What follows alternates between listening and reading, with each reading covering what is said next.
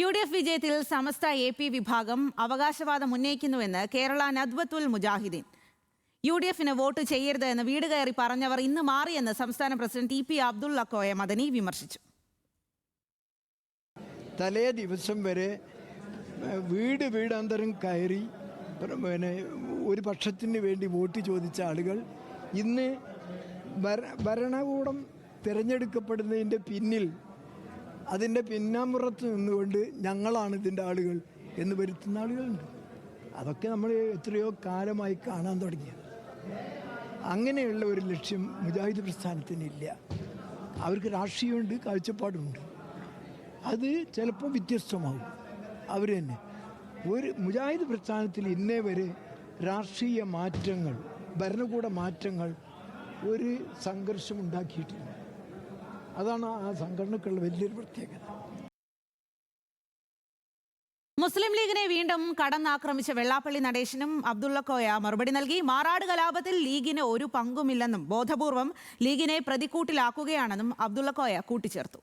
Sareesh PK വിവരങ്ങളുമായി ചേരുകയാണ്. സരീഷ്, ഈ ഒരു സമയത്ത് എന്താണ് അബ്ദുള്ള കോയ വലിയ വിമർശനം ഉന്നയിക്കുന്നുണ്ട്, എന്തെല്ലാം കാര്യങ്ങളാണ് ഇന്ന് പറഞ്ഞത്?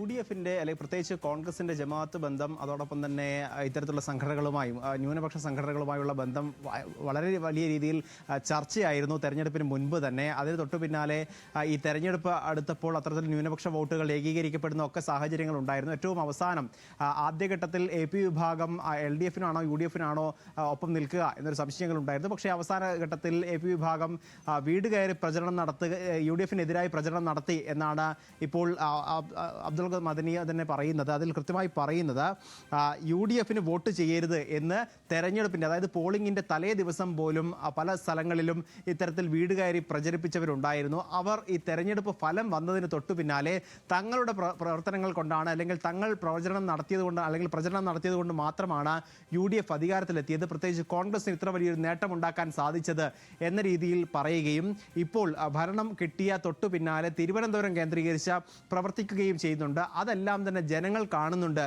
ഒരു തരത്തിലും ആരാണ് കൂടെ നിന്നത് എന്നും ആരാണ് പുറകിൽ നിന്ന് കുത്തിയത് എന്നുള്ള കാര്യങ്ങളെല്ലാം തന്നെ ജനങ്ങൾക്ക് മനസ്സിലായിട്ടുണ്ട്. അതോടൊപ്പം തന്നെ ഭരണാധികാരികളും, അതായത് വിജയിച്ച് വന്ന UDFും കോൺഗ്രസും ഇത് തിരിച്ചറിഞ്ഞിട്ടുണ്ട് എന്നുള്ളതാണ് പറയുന്നത്. പക്ഷേ പേരെടുത്ത് ഏതെങ്കിലും സംഘടനയെ പറയാൻ അദ്ദേഹം തയ്യാറായിട്ടില്ല. അതോടൊപ്പം തന്നെ ഈ TP അബ്ദുള്ള കോയ മദനി വെള്ളാപ്പള്ളിയെ കൂടി വിമർശിക്കുന്നുണ്ട്. ആ വെള്ളാപ്പള്ളി കഴിഞ്ഞ ദിവസം പറഞ്ഞത് ലീഗ് അധികാരത്തിൽ വന്നാൽ മാറാട് ആവർത്തിക്കും എന്നുള്ളതായിരുന്നു. പക്ഷേ മാറാടും ലീഗും തമ്മിൽ ഒരു ബന്ധവുമില്ല. അവിടെ ലീഗ് ഏതെങ്കിലും തരത്തിൽ പ്രവർത്തനങ്ങൾ നടത്തുകയോ അല്ലെങ്കിൽ ലീഗ് ഏതെങ്കിലും രീതിയിൽ പ്രതിക്കൂട്ടിലാവുകയോ ചെയ്തിട്ടില്ല.